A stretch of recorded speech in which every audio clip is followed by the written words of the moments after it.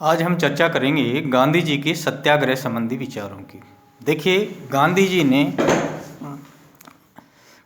ने सत्याग्रह शब्द की उत्पत्ति दक्षिण अफ्रीका में की थी। यानी इंग्लैंड और दक्षिण अफ्रीका में चल रहे निष्क्रिय प्रतिरोध को भेद को दिखाने के लिए शब्द की उत्पत्ति की थी। यानी सत्याग्रह शब्द दो शब्दों से मिलकर बना है, सत्य प्लस आग्रह, यानी सत्य के लिए लड़ाई करना। सत्याग्रह अहिंसक तरीकों द्वारा युद्ध का संचालन करने का एक तरीका है और इसी आधार पर सत्याग्रह एक संयुक्त शब्द है जो दो शब्दों सत्य प्लस और आग्रह से मिलकर बना, जिसका अर्थ है सत्य के लिए आग्रह करना। यानी सत्य पर आरूढ़ रहकर बुराई का विरोध करना ही सत्याग्रह शब्द। सत्याग्रह का विरोधी विपक्ष नहीं है, उसके दुष्कृत्य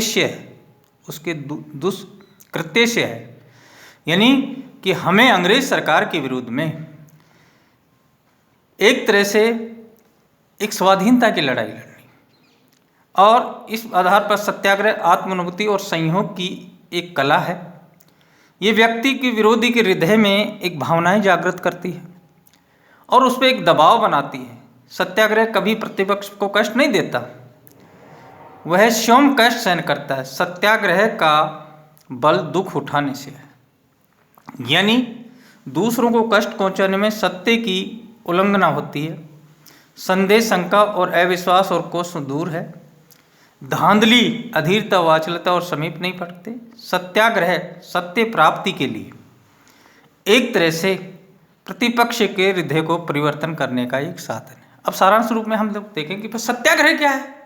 कि सत्याग्रह वैसे शाब्दिक अर्थों में दो शब्दों से मिलकर बना है कि सत्य के लिए आग्रह करना, यानी सत्य की लड़ाई लड़ना, विरोधी का हृदय परिवर्तन करना, उसको कष्ट नहीं पहुंचाना। सत्याग्रह में व्यक्ति स्वयं कष्ट पाता है और विरोधी को उसका हृदय परिवर्तन करने के लिए एक तरह से बाध्य करना, यही सत्याग्रह का एक मूल है।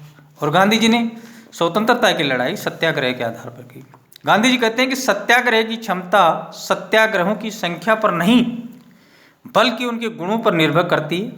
संख्या तो बुज़दिल के लिए भी प्रसन्नता का विषय हो सकता है। सूरवीर तो अकेला ही लड़ने में सूरवीरता पाता है, ये गांधी जी का। तो यानी गांधी जी ने कहा है कि सत्याग्रह में संख्या का कोई महत्व नहीं।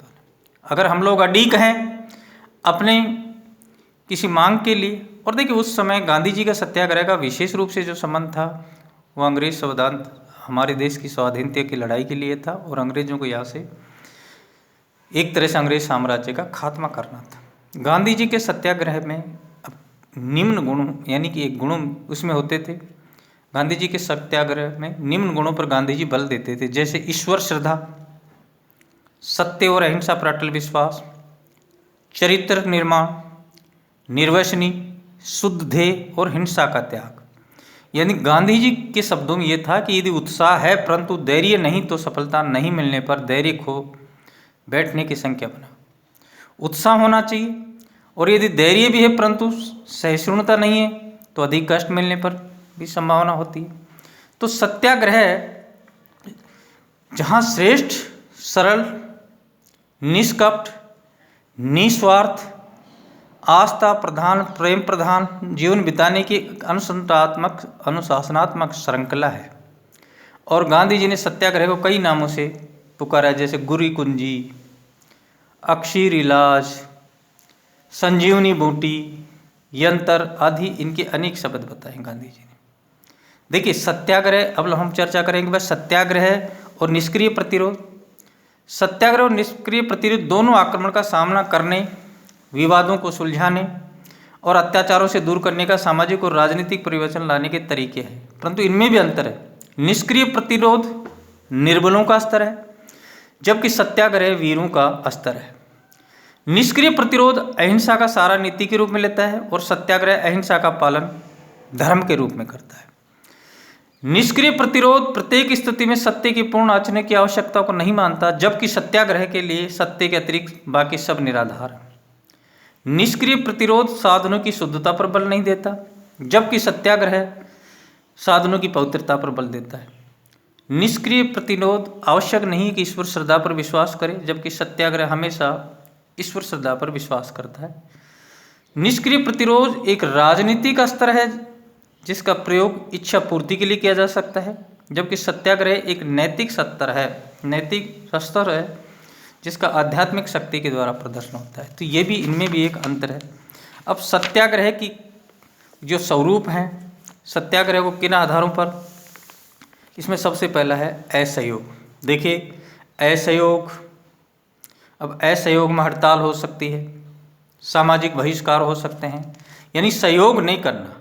इसका अभिप्राय ये है, असहयोग का मतलब होता है सत्याग्रह की प्रवृत्ति में असहयोग प्रथम विधि है, सहयोग नहीं करना। इसका अभिप्राय कि व्यक्ति असत्य, अवैध, अनैतिक और अहितकर समझता है, अर्थात जिसे व्यक्ति बुराई समझता है उसके साथ सहयोग नहीं करता। अंग्रेजी साम्राज्य हमारे हित में नहीं था, तो उस साम्राज्य का, उस शासन व्यवस्था का हमें समर्थन नहीं करना चाहिए। उसके लिए हड़ताल एक मुख्य साधन था, सामाजिक बहिष्कार हो सकता है, इसके अलावा धरना हो सकता है, यानी धरना देने, किसी अपनी मांग को मनवाने के लिए।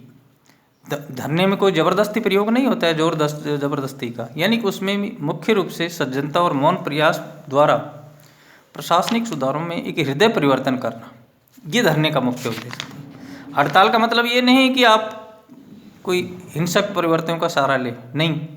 हड़ताल का मतलब होता है कि आप कार्य में सहयोग नहीं दें। गुंडागर्दी या जोर जबरदस्ती या लूटमार से हड़ताल का मतलब नहीं है। गांधी जी ने कहा है कि हड़ताल मानव प्राणी उस दूरी को कभी नहीं पहुंच सकता, यानी हड़ताल एक ऐसी चीज़ है जिसके माध्यम से वो अपनी बात को मनाने में सफल हो। सामाजिक बहिष्कार, किसी कार्य में सहयोग नहीं करना। तो यानी कि ये गांधी जी के सत्याग्रह में, अब इसका दूसरा तो पहला था असहयोग, दूसरा हिजरत। हिजरत वह प्रक्रिया है जिसके द्वारा व्यक्ति अपने निवासी स्थान को छोड़ के दूसरे स्थान पर चला जाता है, यानी इसका सहारा तभी लिया जाता है जब व्यक्ति या जन समय अपने आत्मसम्मान को छोड़े बिना घरों या गांव या देश में नहीं रह सकता और हिंसक ढंग से अपनी रक्षा नहीं कर सकता। अर्थात जब व्यक्ति या जन समूह के पास नहीं तो आत्मा की शक्ति होती है, नहीं हिंसा की शक्ति, तो उस समय हिजरत की प्रक्रिया होती है। गांधी जी ने इसके लिए 1923 में बाराडोली और 1939 में लिम्बड़ी, जूनागढ़ और विट्ठलगढ़ के सत्याग्रहों को अपने घर छोड़ने की सलाह दी थी। यानी 1923 में बाराडोली, 1939 में लिम्बड़ी, जूनागढ़ और विट्ठलगढ़ के सत्याग्रह। इसके बाद में सविनय अवज्ञा, इसका अभिप्राय अनैतिक कानून को भंग करना, यह एक प्रकार से अहिंसक क्रांति है। गांधी जी इसे पूर्ण प्रभावी और सशक्त क्रांति का एक रक्तहीन स्थापना मानते थे। तो आज के इस चर्चा में हमने देखा कि सत्याग्रह क्या है। इसका सारांश है कि सत्याग्रह दो शब्दों से मिलकर बनता है, सत्य प्लस आग्रह, यानी सत्य की लड़ाई लड़ना। सत्याग्रह के अंतर्गत जो तकनीक हैं, जो रूप, इसका असहयोग है, हिजरत है, सविनय अवज्ञा है, उपवास है, ये सत्याग्रह के विभिन्न स्वरूप हो सकते हैं। बाकी चीज़ें हम लोग कल डिस्कस करेंगे।